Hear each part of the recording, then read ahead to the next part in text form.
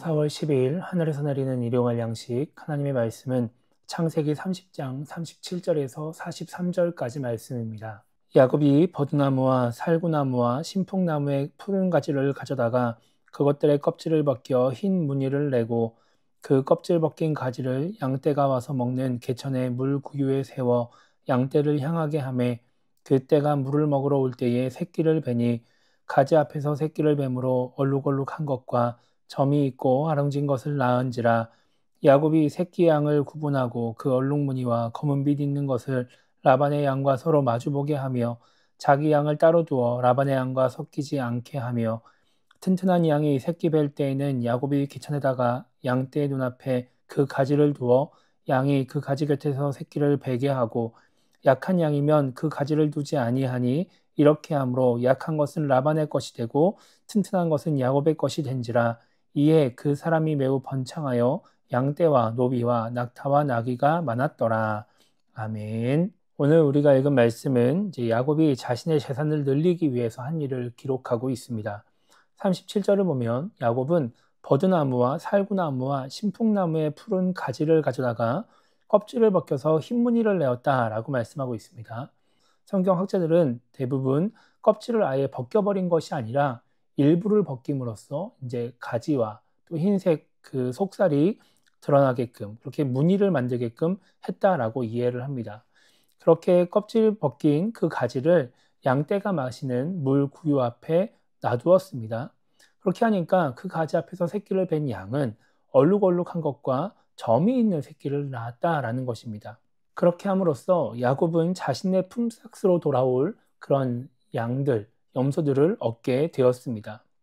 그렇게 자신의 품삯이 될 양들을 얻게 된 야곱은 바로 그것들을 라반의 양과 구분을 합니다. 그렇게 자신의 재산을 늘릴 방법을 완전히 터득한 야곱은 튼튼한 양이 새끼를 뵐 때 이 방법을 사용함으로써 튼튼한 양은 자신의 소유가 되게 하고 약한 양은 라반의 소유가 되게 합니다. 그리고 그 결과를 43절은 이렇게 말씀합니다. 이에 그 사람이 매우 번창하여 양떼와 노비와 낙타와 나귀가 많았더라. 이렇게 말씀하고 있습니다. 어제 우리가 살펴본 말씀을 보면 야곱이 자신의 품삯을 정하였다라는 것을 알게 됩니다. 아마도 야곱은 이미 이렇게 하면 된다라는 것을 알고 있었을 것입니다. 그런데 그동안은 이러한 방법을 사용하지 않았던 것으로 보입니다. 왜냐하면 야곱이 만약에 이전부터 이러한 방법을 알고 있었고 또 그것을 실제로 사용해서 뭔가 라반에게 해를 끼치려고 했다면 야곱이 라반에게 이러한 제안을 했을 때 이미 라반의 양떼 중에는 이러한 양들이 많이 있었을 것이고 그러면 라반은 야곱의 제안을 수락하지 않았을 것입니다. 아마 야곱이 이제 라반이 자신에게 품삯을 나눠줄 것으로 생각했기 때문에 지금 라반의 가축이 곧 자신의 것이 될 수 있다라는 생각을 가지고 아마 열심히 키우지 않았을까 하는 생각을 해보게 되는 것이죠. 그리고 그렇게 열심히 가축을 키우다가 이러한 현상을 발견했고 그리고 오히려 이것을 더 방지하며 이러한 가축들이 나오지 않도록 신경을 썼을 가능성이 높습니다. 그런데 이제 라반이 품삯을 주지 않으니까 야곱은 이런 식으로 하면 자신의 재산을 늘릴 수 있겠다라고 생각해서 라반에게 제안을 하고 그렇게 라반을 속임으로써 자신의 재산을 늘려가게 되는 것이죠. 많은 신앙인들이 야곱을 속이는 자라고 생각하지만 오늘 말씀 전까지 야곱은 누군가를 주도적으로 속인 적이 없습니다. 그런데 오늘 말씀에서부터 야곱은 의도적으로 또 주체적으로 속이기 시작하죠. 그렇다고 해서 야곱이 막 자기 주변에 있는 모든 사람을 막 이 사람 저 사람 다 속이고 피해를 주고 이러진 않았습니다. 자신의 재산을 늘리고 고향으로 돌아가기 위해서 라반을 속였을 뿐입니다. 야곱이 어떻게 이런 생각을 했을까 생각해보면 야곱은 라반과 함께 살면서 라반의 방법을 배웠을 것으로 우리가 추정해 볼 수 있습니다. 라반에게 당하면서 자연스럽게 라반의 방법을 익히고 그것을 가지고 동일한 방법으로 라반에게 피해를 주게 된 것입니다. 결국 야곱은 라반과 같이 잘못된 행동을 하는 사람이 되어버리게 되었습니다. 우리는 신앙생활하고 있지만 계속해서 교회에 머무르면서 예배만 드리고 있지 않습니다. 대부분의 시간을 일상에서 또 세상 속에서 살아가게 되죠.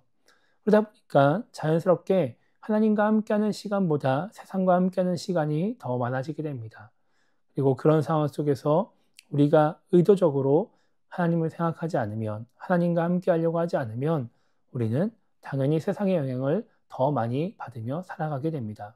하나님을 믿는 사람다운 생각을 하고 또 하나님을 믿는 사람답게 행동하는 것이 아니라 하나님을 믿지 않는 사람의 생각과 행동을 하며 살아가게 되는 것입니다. 내가 의도적으로 하나님의 뜻대로 살지 않겠다고 다짐하지 않아도 우리는 바라보는 것에 또 우리의 환경에 물들어가기 때문에 그렇게 살아가게 되는 것입니다. 라반의 영향으로 결국 속이는 자가 된 야곱을 우리는 부정적으로 바라보고 비난하지만 결국 우리도 별반 다를 바 없는 사람이 되어버릴 수 있는 것이죠. 로마서 12장 2절은 이렇게 말씀하고 있습니다. 너희는 이 세대를 본받지 말고 오직 마음을 새롭게 함으로 변화를 받아 하나님의 선하시고 기뻐하시고 온전하신 뜻이 무엇인지 분별하도록 하라, 이렇게 말씀합니다. 우리가 주일에 나와서 예배를 드렸다고 또 새벽을 깨어서 기도했다고 세상에 물들지 않고 오늘 하루를 하나님의 뜻대로 살아갈 수 있는 것은 아닙니다. 우리가 야곱과 같이 잘못된 모습에 물들지 않으려면, 하나님을 믿지 않는 사람들처럼 살아가지 않으려면 우리는 삶 속에서 계속해서 하나님을 생각하고 하나님의 뜻을 분별하려고 애를 써야 하는 것이죠. 그렇게 이 세대를 본받지 않으려고 애를 써야 우리는 하나님의 뜻대로 살아가는 삶을 살 수 있는 것입니다. 그래서 오늘 하루를 시작하면서 우리가 이렇게 기도했으면 좋겠습니다. 야곱과 같이 잘못된 행동에 물들어서 나 또한 잘못된 행동을 하며 살아가는 그런 사람이 되지 않게 달라고 기도했으면 좋겠고요.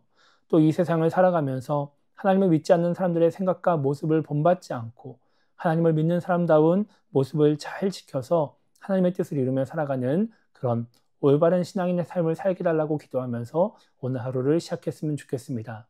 야곱을 바라보며 라반을 바라보며 그냥 부정적으로 생각하는 것이 아니라 다시 한번 우리의 모습을 돌아봄으로 말미암아 야곱과 같이 잘못된 행동을 본받는 그런 사람이 되지 않는 오늘 하루가 되기를 주님의 이름으로 축복합니다.